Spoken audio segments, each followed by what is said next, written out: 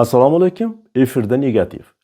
Qiynoqlar nima ekanini yaxshi bilasiz. Qiynoq bu faqat inson tanasiga yetkazilgan og'riq emas. U insonning qadr-qimmatini sindirish, uni qo'rqitish, davlatga va qonunga bo'lgan ishonchini yo'qotishdir. Ayniqsa bu ishni qo'lida davlat vakolati, forma va kuch ishlatish huquqi bo'lgan odam qilsa, uning oqibati bitta jabrlanuvchi bilan cheklanib qolmaydi. Chunki davlatning kuchi odamni ura olishida emas, davlatning kuchi hatto qo'lida kishanlangan, himoyasiz turgan insonning ham huquqini himoya qila olishida. Agar huquqni himoya qilish kerak bo'lgan idorani o'zi zo'ravonlik manbaiga aylansa, jamiyatda juda xavfli tuyg'u paydo bo'ladi. Odam qonundan himoya izlash o'rniga davlatning o'zidan qo'rqa boshlaydi. Bitta xodimning bir necha daqiqalik zo'ravonligi yillar davomida shakllangan ishonchni bir zumda yo'q qilishi mumkin. Shuning uchun qiynoq va g'ayriqonuniy kuch ishlatish har qanday davlat uchun juda og'ir masala. Bunday holat yashirilsa yoki aybdor jazosiz qolsa, ertaga boshqa bir odam ham menga ham hech narsa bo'lmaydi degan xulosaga kelishi mumkin. Jazosizlik esa zo'ravonlikni istisnodan tizimga aylantiradi. Nega bugun negativda qiynoq haqida gapiryapmiz? Chunki Qashqadaryo viloyatining Yakkabog' tumanida bir inson davlat xodimi tomonidan ayovsiz va shafqatsizlarcha kaltaklangan. Militsiya formasini kiygan kimsaning g'azabiga uchragan kishi fojiali o'lim topgan va shifoxonaga keltirilgan qarindoshi bilan vidolash uchun shifoxonaga kelgan edi. Buning uchun u o'sha yerda bo'lgan Yakkabog' qo'rg'oni militsiya bo'limi xodimidan ruxsat so'raydi. Ana shundan so'ng hammasi boshlanadi. Qashqadaryo viloyatining Yakkabog' tumanida sodir bo'lgan aytilayotgan bu voqeani o'qib, odamning ichi achiydi. Gap shu ko'chada sodir bo'lgan oddiy bir janjal haqida emas. Gap yaqinidan ayrilgan, motamda turgan bir insonning militsiya xodimlari bilan to'qnashuvi va oqibatda og'ir tan jarohatlari bilan shifoxonaga tushib qolgani haqida. Voqea 2026-yilning 14-avgust kuni Yakkabog' tumani Guliston qishlog'ida sodir bo'lgan. O'sha kuni Olim Azimov o'zining qo'lida katta bo'lgan 2010-yilda tug'ilgan jiyani Behruz daryoda cho'milish paytida jarohat olib shifoxonaga yetmasdan vafot etgani haqida xabar oladi. Olim aka yaqinlari bilan shifoxonaga boradi. Uning aytishicha, jiyanining jasadi shifoxona koridorida yotgan bo'lgan. U faqat marhumni ko'rishni, u bilan oxirgi marta vidolashishni istagan. Ammo aynan shu yerda voqealar kutilmagan tus oladi. Olim Azimovning bayonotiga ko'ra, Yakkabog' qo'rg'oni ichki ishlar bo'limining yuqori mansabli xodimi Adib Safarovdan jiyani bilan xayrlashish uchun ruxsat so'raydi.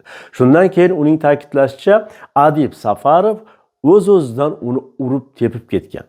Bu ham yetmagandek, boshqa xodimlarga Olim Azimovni ushlash va qo'liga kishan solish haqida topshiriq bergan. Olim Azimovning da'vosiga ko'ra 2-3 nafar ichki ishlar xodimi unga kuch ishlatgan, qo'liga kishan solgan va xizmat avtomashinasiga majburan o'tkazishgan.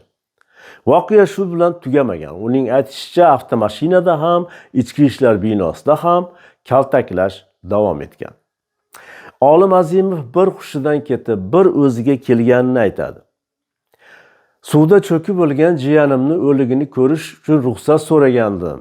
Birdaniga o'sha odam meni urib tashladi. Mashinada yana urdi, qo'limni kishallab urdi, deydi u. Olim Azimovning ichki ishlar bo'limi binosida taxminan 3 soatlar ushlab turishgan. Keyin suv berilgan, kishan yechilgan, so'ng yana kishanlanib shifoxonaga olib borilgan. Olim Azimov keyinchalik og'riqlar kuchaygach tibbiy yordam so'rab murojaat qilganini aytadi. Uning so'zlariga ko'ra, Yakkabog' tibbiy muassasasi shifokorlari negadir uni qabul qilishdan bosh tortishgan. Shundan so'ng Olim Azizov shu ahvolda Shahrisabzga borishga majbur bo'lgan. Taqdim etilgan tibbiy hujjatlarda esa uning tanasida suyak sinishlari va boshqa jarohatlar qayd etilgan. Ana endi savol bor. Jiyanining jasadini ko'rib u bilan xayrlashishni so'ragan insonning qo'liga nima uchun kishan solishgan? U jamiyat, atrofdagilar uchun qanday xavf tug'dirgan? Unga nisbatan jismoniy kuch ishlatishga qanday zarurat bo'lgan? Va eng muhimi, Tibbiy hujjatlarda qayd etilgan jarohatlarni yetkazgan militsiya xodimlari endi jazo olishadimi? Bu savollarga endi olim Azimov ham militsiya xodimlari ham emas, xolis tergov javob berish kerak. Chunki ichki ishlar xodimiga forma o'sha insonni urish, qiynash uchun berilmaydi. Kishan ham jazolash vositasi emas, forma davlatning vakolati. Vakolat esa cheksiz huquq degani emas. Afsuski O'zbekistonda odamlarning bir qismi militsiya xodimini ko'rganda undan yordam so'rash o'rniga undan uzoqroq yurishga harakat qiladi. Nega? Chunki tizimda halol, vijdonli odamlarga yordam berishini o'zining burchi deb biladigan minglab militsiya xodimlari bilan birgalikda formani qonundan ustun qo'yadigan, o'zini qalqoni deb tushunadiganlar ham uchrab turadi. Bitta shunday xodimning qilmishi esa butun bir tizimga bo'lgan ishonchni yemirishi mumkin. Olim Azimov bugun Shahrisabzda davolanmoqda. Uni albatta davolashadi. Tanasidagi momataloqlar, singan suyaklar ham bir kuni bitadi. Ammo davlat formasidagi odam tomonidan kaltaklanganman degan his endi uni xotirasidan hech qachon ketmaydi. Inson huquqlari jamiyati raisi Abdurahmon Tashanovning yozishicha, olim aka unga prokuraturaga murojaat qilyapman, natija bo'lmayapti degan. Agar bu da'volar haqiqat bo'lsa, masala faqat bir militsiya xodimining xatti-harakatidangina iborat emasga o'xshaydi. Eng katta savol, davlatning o'zi bunday holatga qanday munosabat bildiradi? Olim Azimovning da'volari to'liq tekshiriladimi? Ichki ishlar binosi, shifoxona va xizmat avtomashinasidagi videokameradagi yozuvlar saqlanganmi? O'sha kuni navbatchilik qilgan xodimlar so'roq qilinadimi? Kishan solish va kuch ishlatishga huquqiy asos bo'lganmi? Biz bu savollarga rasmiy javob kutib qolamiz, chunki olim Azimov endi har yili 1-sentyabr kuni osmonga otilgan mushaklarni ko'rganda ehtimol Mustaqillik bayramini emas, 2026-yil avgustda boshdan kechirgan o'sha qora kunni eslaydi. Mustaqil davlatda esa inson militsiya formasidan qo'rqmasligi kerak. Aksincha, o'sha formani ko'rganda o'zini himoyada his qilish kerak. Olim Azimovning kaltaklashni boshlab bergan, egnida militsiya yuqori mansabli xodimining formasi bo'lgan Adib Safarovni aslida kim ekani, uning ma'naviy qiyofasi haqida qashqadaryoliklar negativ dasturiga ancha gaplarni gapirib berishdi. Yuqori mansabli militsiya xodimi Adib Safarov ilgari ham o'zini tiyiqsiz militsiya xodimidan mutlaqo bo'lish kerak bo'lmagan fe'l-atvorini fuqarolarga ko'rsatib kelgan. Negadir avvalgi holatlarda unga nisbatan choralar ko'rilmagan va mana oqibati. Nimalar bo'lganini Olimjon Azimovning o'zidan eshitib ko'ramiz. Men oxirigacha bo'laman. Haqiqat yuzaga chiqmaguncha umuman yuragim tinchimaydi. Meni urib, o'sha qavrug'alarimni hayvonga urib sindirib qo'yadi.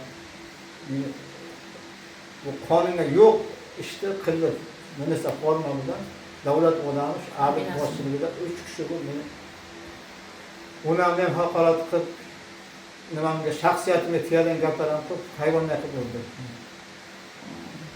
14-kuni soat 6-7larga jiyanim kanalga cho'milib bo'lmagan testiga ekan. Bordik ko'rgani, borsak zalga o'lib qolibdi ekan.